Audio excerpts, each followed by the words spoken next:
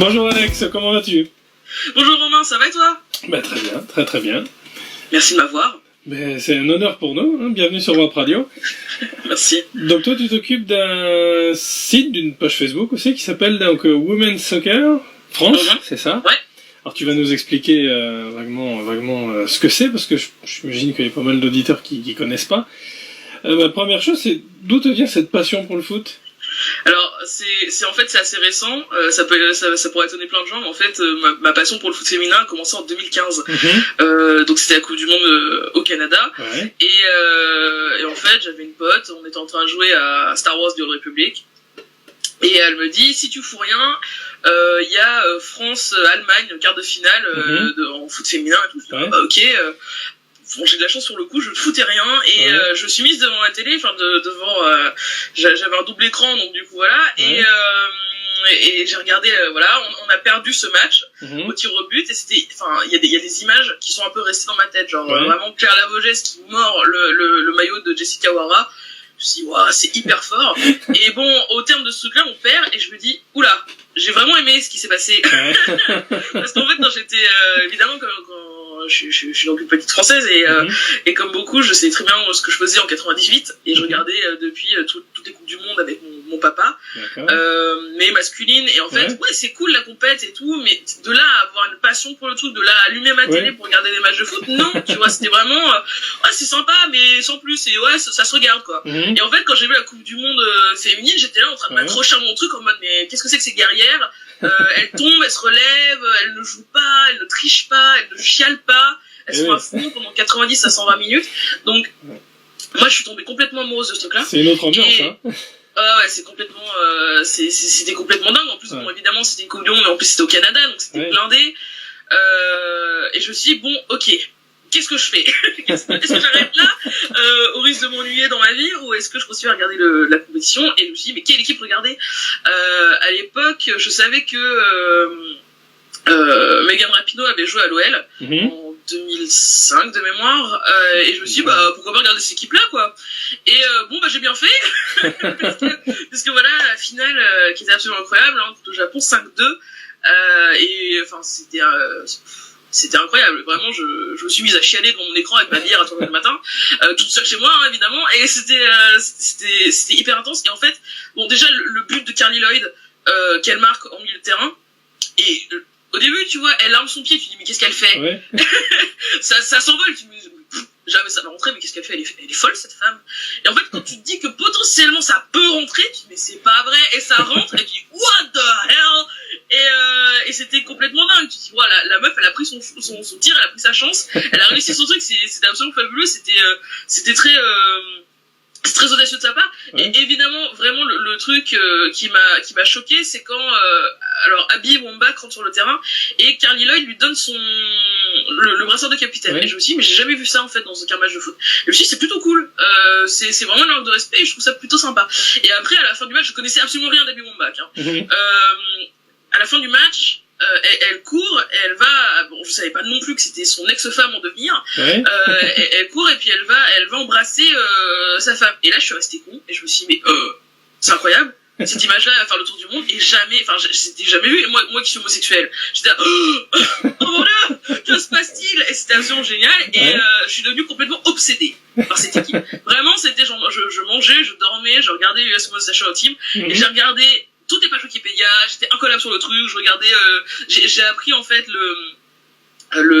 l'historique derrière États-Unis-Japon, et puis voilà, et puis je tombe sur cette interview d'Abby Wambach qui parle toute seule, donc c'est pour Fox Sports, elle parle toute seule devant la caméra et pendant 7 minutes elle raconte comment est-ce qu'elle se sent la veille de cette finale. Et évidemment, moi je savais qu'elle avait déjà gagné, je savais qu'elle était championne du monde, mais en fait tous les mots qu'elle mettait derrière ça, tous ses espoirs et en même temps tout cet amour, tout ce respect en fait pour les fans et pour l'équipe, elle n'a jamais parlé d'elle en fait. Elle a peut-être un peu parlé d'elle, mais elle a jamais parlé de moi j'ai fait ci, moi j'ai fait ça.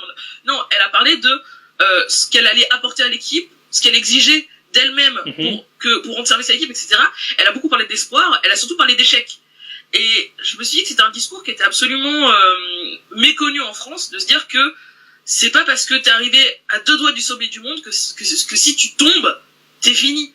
Complètement, et c'était une histoire qui est absolument formidable et qu'on nous enseigne pas, c'est bête hein, mais je fais un peu d'enseignement et je me rends compte en fait que voilà, nous en tant que jeunes, en France quand on a un échec, on se traîne comme une casserole toute notre vie. C'est vrai que culturellement, en Europe, on n'est pas dans dans cet esprit-là. Exactement. Hein, c'est vrai que... Exactement. Et c'était pour moi quelque chose de formidable parce que je me suis dit mais j'ai vraiment besoin de ça et j'avais tellement besoin de ces messages-là que je me suis dit mais il faut que je fasse quelque chose et donc je continuais à me documenter, en parler un peu tous les jours et au bout d'un moment ma meilleure pote me dit mais arrête, t'es chiante parce que je saoulais tout le monde avec ça vraiment et avec le foot féminin, tiens, quelle surprise. ouais c'était assez je croyais que j'ai déjà entendu ça aussi. et donc du coup bon je fais mon truc et ma pote me dit qui est devenue mon associée et avec qui j'ai des projets professionnels en cours qui vont être justement axés sur le football féminin mais j'en parlerai peut-être après. Elle m'a dit voilà mais lance un blog et c'est vrai que c'est la seule chose que je sais faire, écrire. C'est cool, c'est pas ça. Donc ouais j'ai lancé ce blog là en me disant moi ça va me permettre de m'exorciser.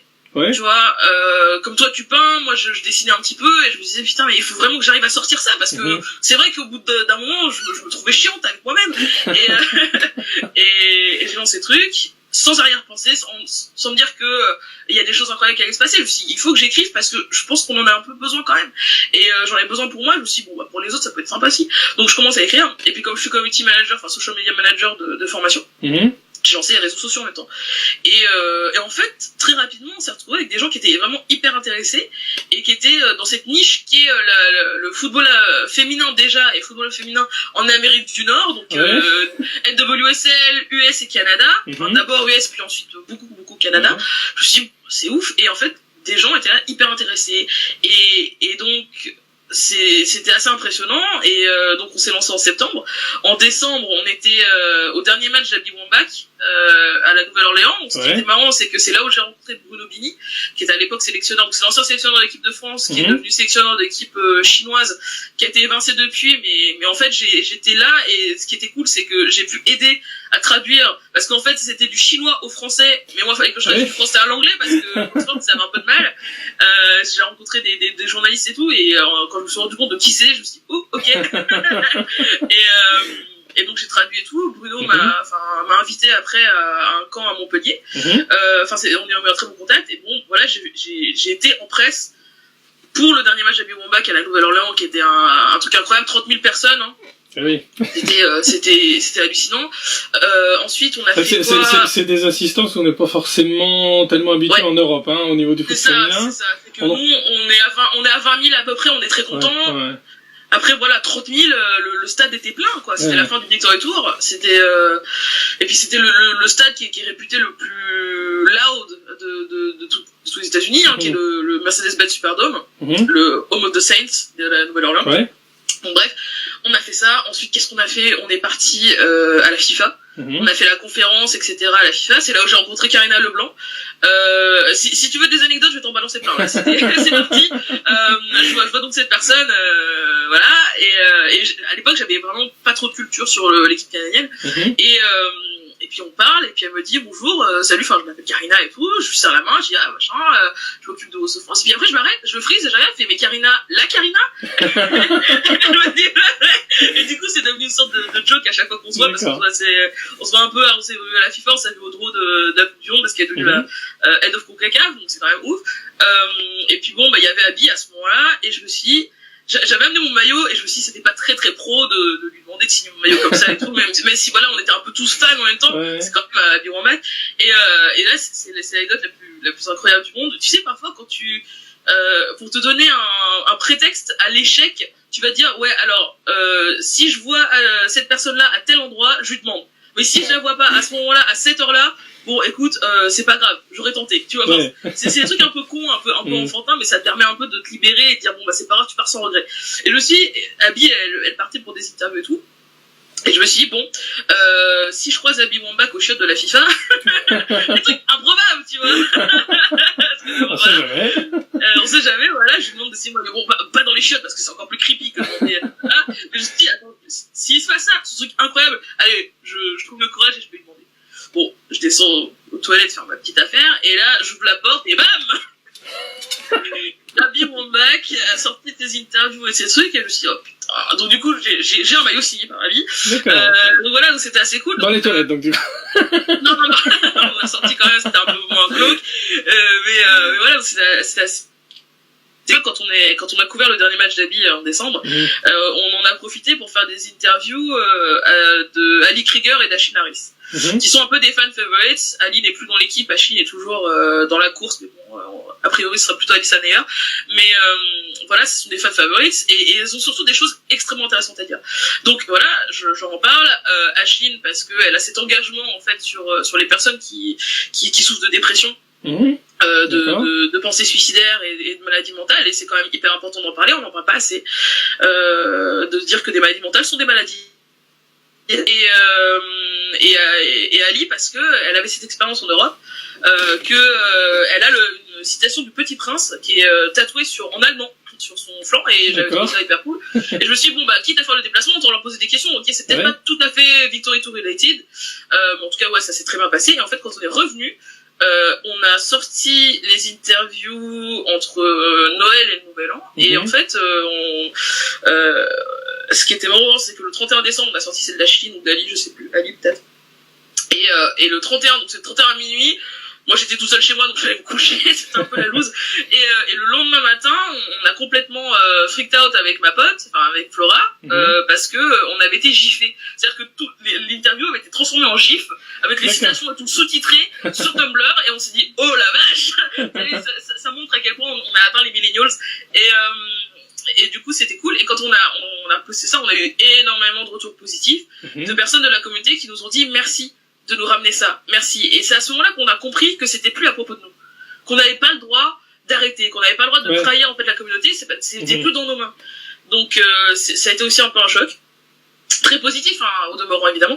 Et donc bon voilà, on a fait la FIFA, ensuite on a fait le stage avec la sélection chinoise avec Bruno Bini.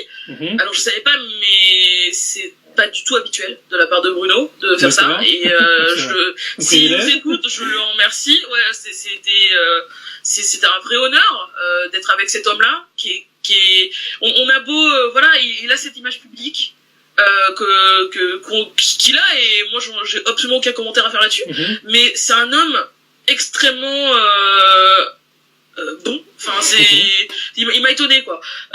Il a été très très paternel sans être paternaliste avec moi, et c'était incroyable d'avoir en fait l'honneur d'être avec lui, de poser notre caméra et de parler un peu de fumer le club avec Bono Bini. C'était un peu hors du temps. Ensuite, qu'est-ce qu'on a fait en septembre, en août-septembre, on est passé toujours dans la même année.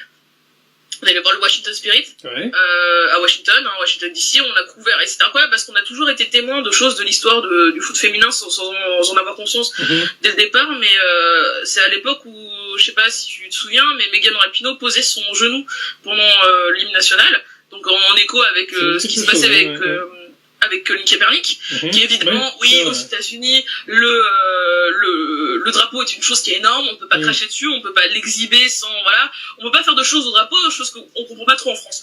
Mais voilà, et donc c'était Seattle Washington Spirit. Il y avait à cette époque le commissaire de la NWSL, Jeff Plush, donc on parlait en fait à ce moment-là, et on entend veuillez vous lever et vous découvrir pour l'hymne national. Et là on se dit, mais elles sont les joueuses, il n'y avait pas de joueuses sur le terrain. Et Jeff Plush, il fait excusez-moi, je veux voir ce qui se passe, le commissaire, non, il part au courant, et il était même pas au courant de ce qui allait se passer. C'est-à-dire que le propriétaire du Washington Spirit, Bill Lynch, avait décidé de faire jouer l'hymne national parce que c'est un vétéran, donc il avait un énorme respect pour le drapeau, mais il voulait pas qu'il soit sali par Megan Rapinoe. Donc au lieu de laisser couler, etc., parce que le problème c'est qu'il y a un énorme décalage entre ce que pense Bill Lynch et le fandom du Washington Spirit, donc il a privé tout le monde, toutes les joueuses de l'hymne national, et donc bon voilà, nous on était un peu c'est bizarre et tout machin, on sait pas trop ce qui se passe. Finalement le lendemain ce qui s'est passé, c'est que Ali Krieger en tant que capitaine du Washington Spirit a écrit une lettre en disant que non, elle se désolidarisait avec ses joueuses, et avec certaines de ses joueuses dont Christine Nern, de ce qui avait été dit et de ce geste absolument incompréhensible de la part du propriétaire du Spirit. Et on sait très bien que quelques mois plus tard, Ali Krieger, qui était la figure du Washington et qui on pensait tous qu'elle allait finir sa carrière là-bas, a été évincée, elle était trade à Orlando. Christine Nern est partie elle aussi, elle est repartie à Seattle de mémoire. Bref, tout le monde est parti. Matheson s'est barré, l'abbé s'est barré, et c'est là où on s'est rendu compte qu'il se passait des choses au Washington Spirit et qu'il se passait beaucoup de choses en NWSL de manière générale. Bon, donc voilà. Ensuite, on a continué. J'ai parlé à la Lesbianothèque de Haut-France. On est parti au Canada aussi, on a beaucoup couvert le Canada, on est très très potes avec la Fédé, donc voilà, c'est toujours un plaisir de travailler avec eux. On a fait Canada-Costa Rica 6-0 à Toronto, pareil, 22 000 personnes, incroyable. Et puis, c'est là où ça change en fait fondamentalement de la France, c'est qu'on a 20 000 personnes, mais on a 20 000 personnes qui vont respecter de manière générale, parce qu'effectivement il y aura toujours certains débordements, notamment dans États-Unis-Canada, c'est une rivalité et forcément t'as des choses qui peuvent se passer. Mais bon, Canada-Costa Rica 6-0, le Costa Rica se fait humilier. Bon, mais les gens n'ont jamais sifflé, n'ont jamais insulté, n'ont jamais été odieux avec l'équipe adverse. Et par exemple la pauvre goalie du Costa Rica, au moment elle reste un peu en PLS par terre, et quand elle se relève après peut-être 30 secondes, une minute, tout le monde a applaudi, tout le stade a applaudi, et j'ai trouvé ça très beau. Et c'est pareil, c'est quand t'as des gosses qui sont là, c'est très très familial, il y a beaucoup d'enfants, mais des enfants qui sont, c'est pas de la, c'est vraiment des enfants qui sont passionnés, qui sont footballeurs aussi, qui sont adorables et qui viennent voir leurs héroïnes. Et quand à la Nouvelle-Orléans, j'avais vu des petits garçons, vraiment, je sais pas, ils avaient peut-être 5-6 ans, tout petits, et j'aurais dit, alors c'est qui ton joueur préféré? Et moi j'avais pensé à Ronaldo, j'avais pensé à Messi et tout ça, et les gamins ils me regardent, c'est Abi Bombak, je me dis c'est génial. Et pareil, ils vont ça voir, c'est une bonne chose, ouais. Quand on commence à suivre, ça nous est arrivé des fois d'interviewer aussi nous des joueuses locales françaises ou même des mexicaines, et c'est vrai que la référence quand même, ça reste, on va dire, pour les plus de 20 ans, ça reste souvent les garçons, alors que les plus jeunes commencent à donner en référence telle joueuse. Bon, c'est bien. Il y a des choses qui évoluent quand même. Ouais, c'est ça. Tu nous expliques un petit peu Women's Soccer, ce que c'est exactement?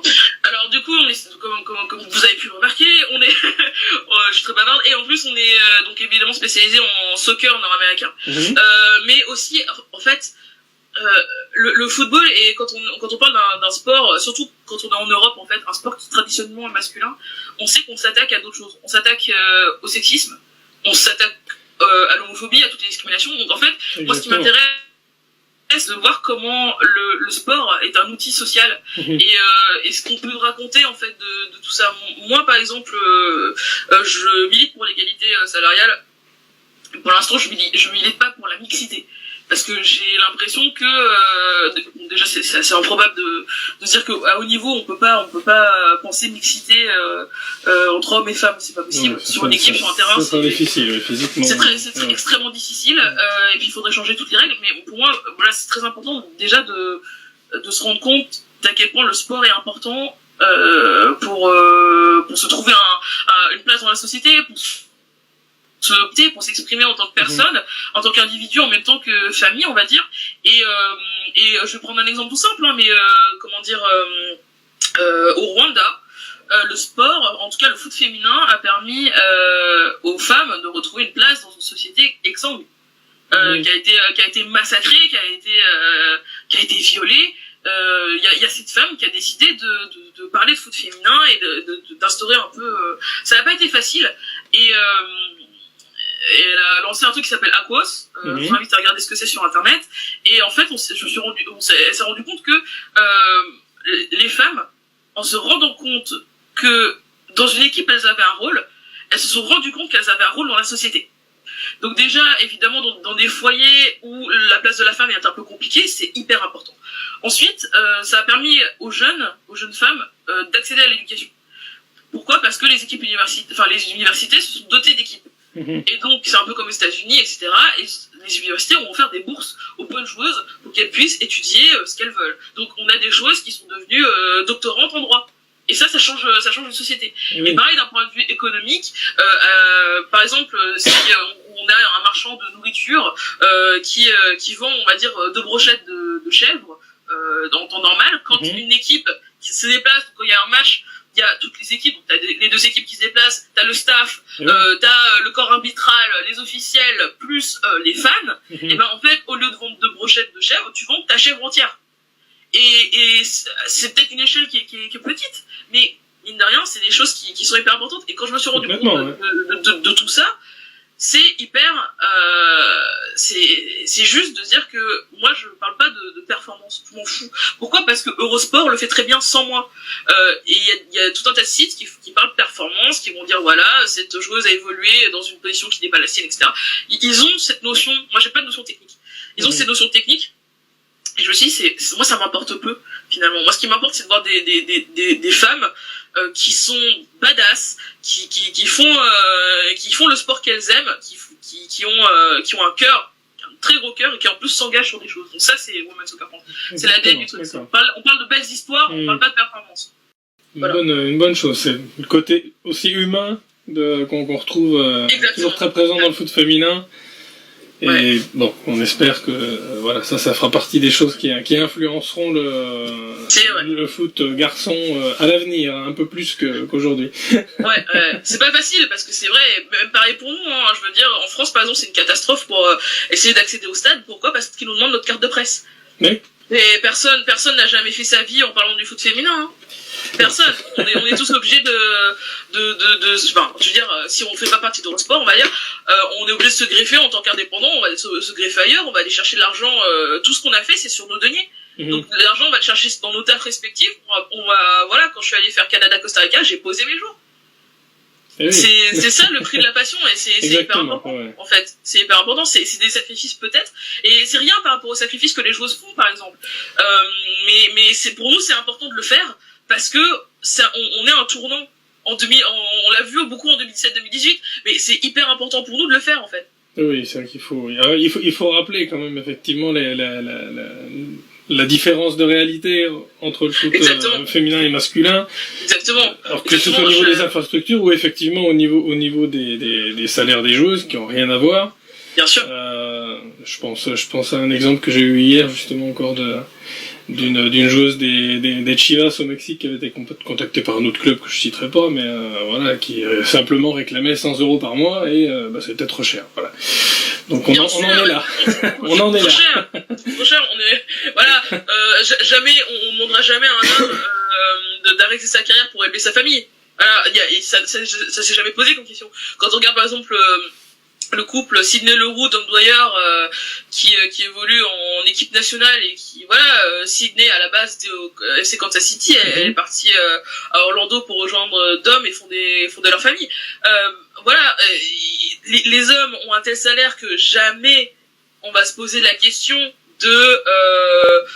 d'arrêter sa carrière pour reprendre ses études avant qu'il soit trop tard. Voilà, par exemple, Nadia Nadim, qui est fabuleuse, un destin incroyable. Son père était général en Afghanistan, il s'est fait tuer par les talibans. Toute sa famille a été obligée de fuir au Danemark.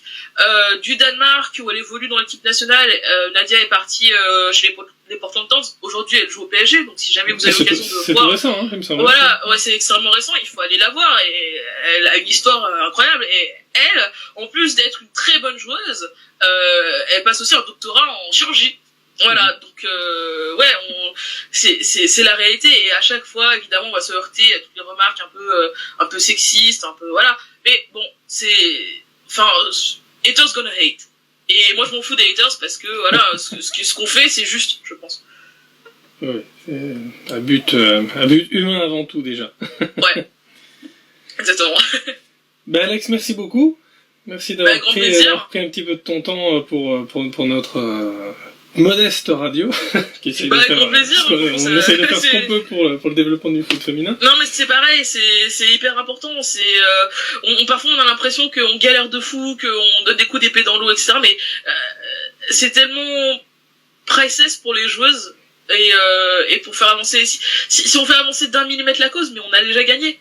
Exactement, c'est vrai. Et voilà, faut jamais perdre. Il n'y a pas de petit pas. Exactement, faut jamais perdre espoir. Et puis aussi, faut jamais baisser son froc. Quand on a des choses à dire, c'est peut-être pas politiquement correct pour certaines personnes, mais on s'en fout.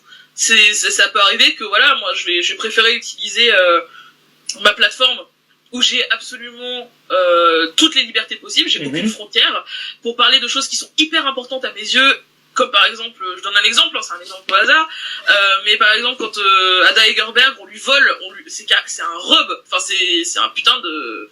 On l'a volé son moment pour lui demander si elle sait twerker. Et pour moi, c'est une telle photographie du sport, c'est une telle photographie de ce qu'est la femme en ce moment, qu'on a tellement fait un pas en avant, mais 56 pas en arrière, que voilà, et évidemment, je peux pas forcément le dire partout. Bon bah je comprends ça, mais ça m'empêchera pas de me dire voilà, moi j'ai une plateforme qui est libre, où je peux raconter ce que je veux et les choses qui sont importantes avec des mots qui sont peut-être un peu plus violents que d'habitude, mais je le fais sur ma plateforme parce que voilà, c'est beaucoup plus intéressant quoi. Il faut pas se taire, il faut pas se laisser aller en disant ouais mais potentiellement si j'ouvre un peu trop ma gueule, je vais passer à côté de financiers, peut-être que je suis un peu trop optimiste, mais en fait j'ai tellement été habitué à bosser pour 0 € que je m'en fous. Il y a tellement de solutions qui sont simples pour avoir un impact qui est majeur que ouais, si j'ai pas d'argent au bout, je m'en fous. J'ai jamais pensé une seule fois à mettre de la pub sur Osso France. Jamais faire payer les gens par rapport à ça, parce que ils ont besoin de ces infos, ils vont chercher l'info là où ils la veulent, mais s'ils viennent la chercher chez moi, c'est gratuit. Exactement. Donc voilà, c'est aussi ça un peu notre mentalité. Un peu pirate, mais c'est cool quoi. Bah, c'est la liberté, c'est un prix à payer aussi, mais c'est important. C'est ça. surtout à notre époque. Je pense que c'est un beau mot de fin. Est-ce que tu connais un petit peu le foot féminin mexicain? Alors pas beaucoup. Vraiment, malheureusement, je suis plutôt Amérique du Nord, parce que je peux pas scinder mon cerveau en 4 milliards de parties. Et je vois que je me mets dans un truc, c'est à 120%, alors du coup, je suis déjà pas dans le football français. Alors ce que je te propose, c'est qu'on traverse le Rio, et puis on va aller à la découverte de Ellas en el Deporte, qui est un programme mexicain sur le foot féminin, sur le sport féminin même. Et on va aller rencontrer Adrianely Hernandez, qui elle aussi, tu verras, est engagée pas que dans le sport. Voilà. Merveilleux, top.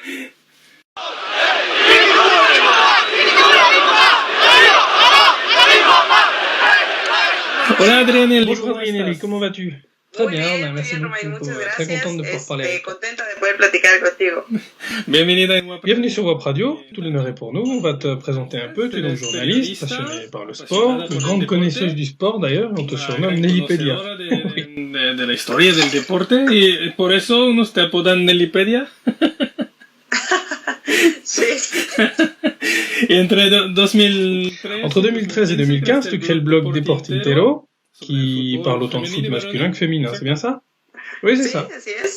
Et desde 2015... Et donc en 2015, la création du site Ellas en el Deporte sur le sport féminin, avec une émission en direct chaque mardi. Vous avez commencé à deux avec Gris Campos, ou il y avait d'autres personnes? Ou también con otras personas?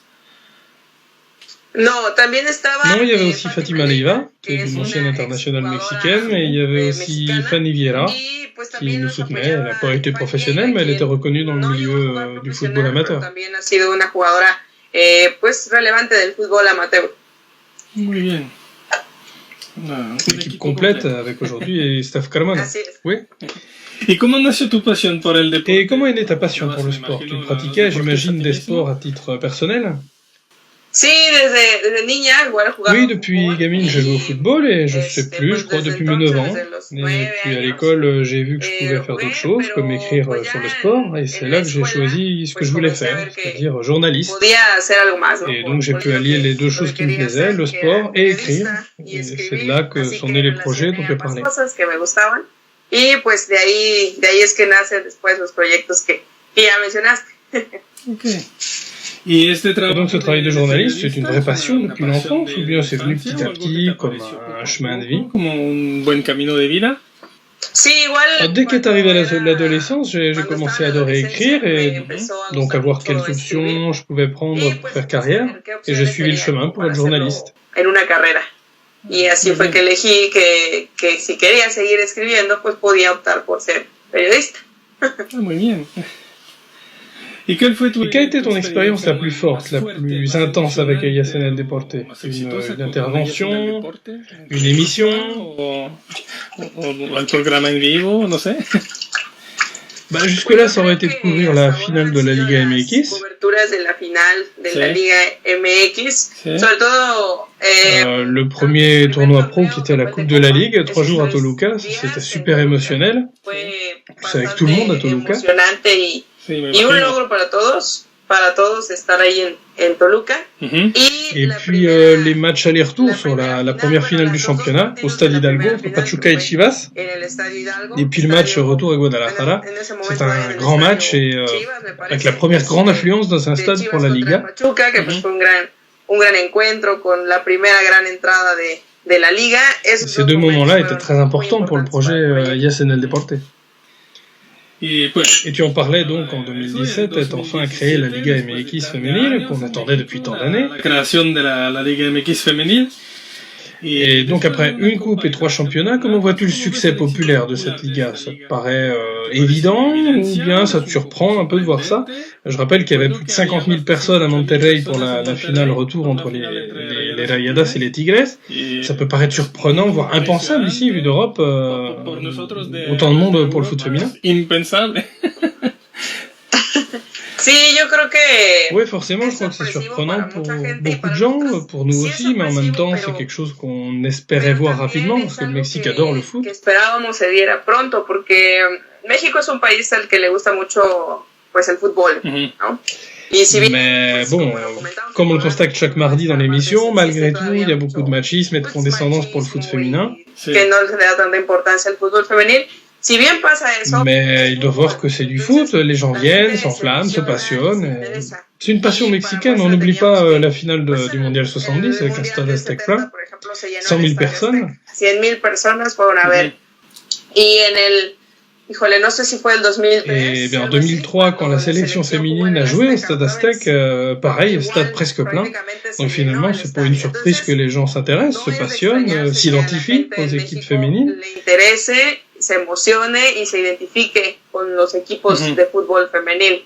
Y bueno, et par chance pour la Liga MX féminine, ça a pris très vite. Bastante corto.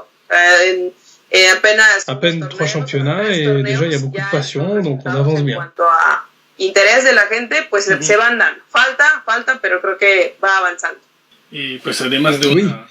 Et en plus d'être une bonne journaliste, une personne très engagée pour l'égalité, pour les libertés humaines, comment vois-tu tout ça pour le succès du sport féminin et en premier lieu du foot féminin dans nos sociétés pour les femmes du monde dans leur vie? La vida de las mujeres al final? Sí, es fundamental porque... Oui, c'est très important. D'ailleurs, il y a peu, j'ai participé à un séminaire avec d'autres journalistes, expertes du thème, notamment du féminisme. Et ils expliquaient que le foot féminin et sa professionnalisation concernant le Mexique ouvre le panorama pour les femmes et les filles qui aujourd'hui encore voient un présent et un futur fait de violence, d'absence d'opportunités, mais d'autres options, notamment de pouvoir faire ce qu'elles veulent. Y de falta de oportunidades, sino otras opciones de que pueden llegar a hacer lo que ellas quieran, ¿no? Pas forcément pour devenir footballeuse, mais ça leur impulse cette force de volonté d'être ce qu'elles veulent être, peu importe qu'elles soient professionnelles ou pas, selon le lieu, mais ça leur montre qu'elles peuvent faire les choses, et c'est important parce que malheureusement la violence contre les femmes continue, au Mexique comme ailleurs. En cuanto a la violencia a la mujer, pues lamentablemente continúan, Et le sport est un bon outil pour l'éradiquer, et ça coupe les distances entre hommes et femmes, et ça montre aux femmes qu'elles peuvent faire ce qu'elles veulent. Y demostrando a las mujeres que pueden lograr lo que ellas quieran. Claro. J'ai vu justement qu'il y a une ligue professionnelle en Équateur et qui se crée cette année. Si no me equivoco. Alors d'ailleurs, j'en profite de ce thème de la liberté pour te remercier d'avoir accepté d'être la marraine de mon expo de peinture Regard de femme. C'est un honneur. Merci à toi. Alors pour terminer, malheureusement, le Mexique n'est pas qualifié pour le mondial A cette année en France, mais tu aurais un pronostic pour le mondial pour le podium de ce mondial en France? En Francia? Pues creo que todavía je crois que les gros habituels devraient dominer. Ceux qui ont dominé les différentes qualifications seront candidats, les États-Unis, l'Allemagne, la France, qui seront plus en domicile. Creo que como candidatos pues estará Estados Unidos, Alemania y Francia, por supuesto, que estará en casa. On verra si cette fois elles auront le truc pour aller au bout qui leur a manqué dans les différents tournois internationaux. Pues muy cerca de poder estar en las instancias. Toujours très près d'aller en finale d'ailleurs, et donc parmi ces trois gros, oui, la France pourrait aller au bout car jouer à la maison c'est important, en plus du poids de la force des clubs de son championnat, même si ça manque un peu de compétition dans le championnat de France à cause de l'hégémonie de l'Olympique Lyonnais. Los equipos de su liga, si bien como a veces comentamos falta un poco más de competencia en la liga francesa por la hegemonía de Lyon, claro. Pues creo que es un equipo que demuestra que... Mais enfin, je pense que l'OL démontre qu'en France, malgré des choses qui s'y passent dans le foot féminin, disons, parfois critiquables, il y a beaucoup de soutien pour le foot féminin, pour pas mal de clubs, et je crois que ça pourrait se refléter lors du mondial. On va voir en plus pas mal de jeunes dans ce mondial qui vont se révéler en seniors, on les connaît des sélections jeunes. Ce sera un mondial charnière entre une génération. Entonces creo que va a ser como un mundial que va a ser parteaguas entre las generaciones anteriores. Qui brillera pour la dernière fois et des jeunes qui commenceront juste à écrire leur histoire. Hein. Ça sera un dernier merci à Marta, à Carly Lloyd, qui sont démérités leur travail. Bon, bah, ça sera la dernière fois. Hein. C'est la fin d'un cycle et ça va ouvrir la porte à d'autres joueuses comme Samantha Kerr, l'Australienne, pour mentionner une des jeunes qui semble briller de mille feux depuis quelques années. Ah oui, excellente joueuse, hein, Sam Kerr. Exact. Exactement. Et Australia podría ser Et l'Australie pourrait être l'équipe surprise de ce mondial selon toi. On a vu le Mexique ou le Ghana du mondial U17 aller là où on les attendait pas. Tu vois une surprise dans ce mondial? Oui, effectivement, par rapport à la progression qu'elles ont affichée ces dernières années, l'Australie pourrait être la surprise, mais bon, je crois que le titre échappera pas à un des gros. Donc on voit plus de surprises dans les tournois de jeunes et je crois qu'en U17 et en U20, c'est là qu'on va commencer à avoir d'autres noms, comme l'a été le Mexique en finale U17 contre l'Espagne. Comme pour les sélections masculines, c'est dans les sélections jeunes qu'on sent où va souffler le vent du futur, et en 2023, on verra un mondial plus disputé, je pense, plus serré, mondial féminin plus serré. Mais cette année, même si l'Australie pourrait aller loin, je pense que ça se jouera encore entre les gros habituels.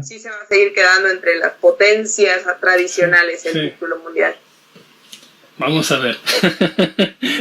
Pues, mille gracias a ti. On verra bien. Mille merci à toi en tout cas pour prendre un peu de ton temps pour notre radio. C'est vraiment un honneur.